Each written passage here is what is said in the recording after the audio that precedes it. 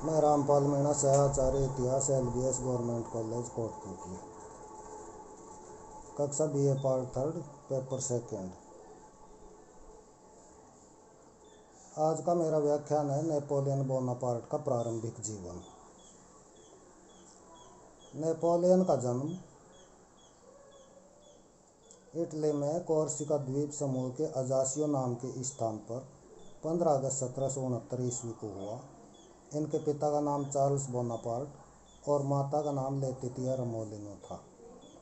इनकी प्रारंभिक शिक्षा फ्रांस के ब्रीन तथा पेरिस के सैनिक विद्यालय में हुई। इनकी मातृभाषा इटली थी।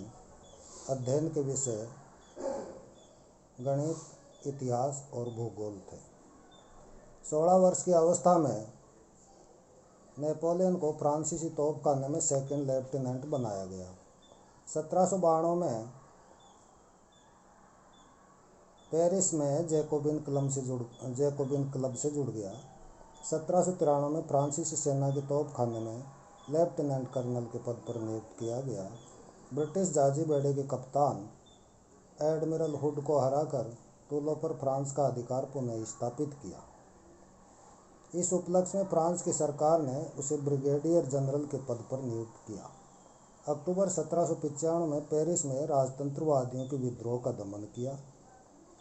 1795 से 99 के दौरान डायरेक्टरी के शासनकाल में डायरेक्टर 12 ने इन्हें 1796 में इटली के सैनिक अभियान का कमांडर नियुक्त किया। इस अभियान से 2 दिन पूर्व जोसेफाइन बुआरना नाम की विधवा महिला से विवाह किया। इटली का अभियान अप्रैल 1796 से अप्रैल 1797 तक चला। इस दौरान ऑस्ट्रिया व सार्डिनिया की सेनाओं को हराया। 17 अक्टूबर 1797 को ऑस्ट्रिया के साथ कैंपो फॉर्मियो की संधि की। 1798-99 में मिस्र, जो उस समय तुर्की सुल्तान के अधिकार में था, उसके विरुद्ध अभियान किया और 21 जुलाई 1798 को पिरामिडों के युद्ध में नेपोलियन की विजय हुई।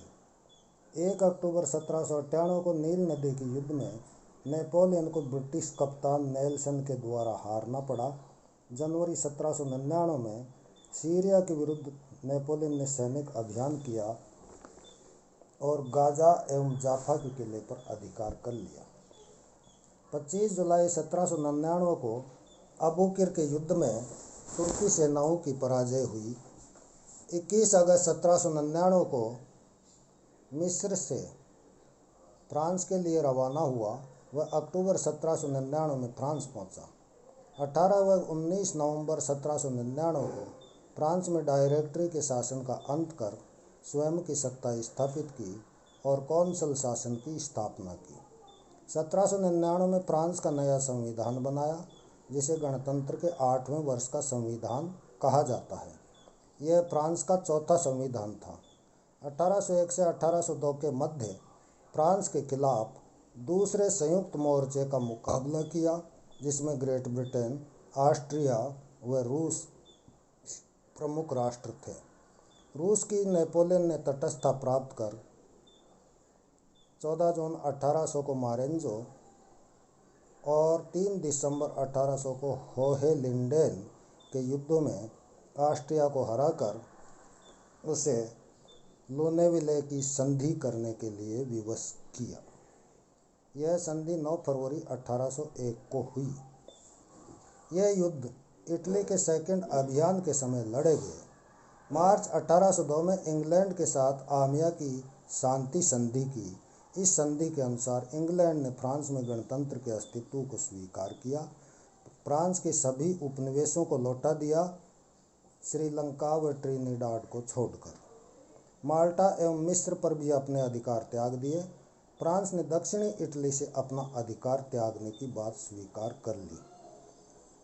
इस प्रकार 1802 ईस्वी तक नेपोलियन ने यूरोपीय राष्ट्रों के साथ शांति संधियां कर ली थी। धन्यवाद।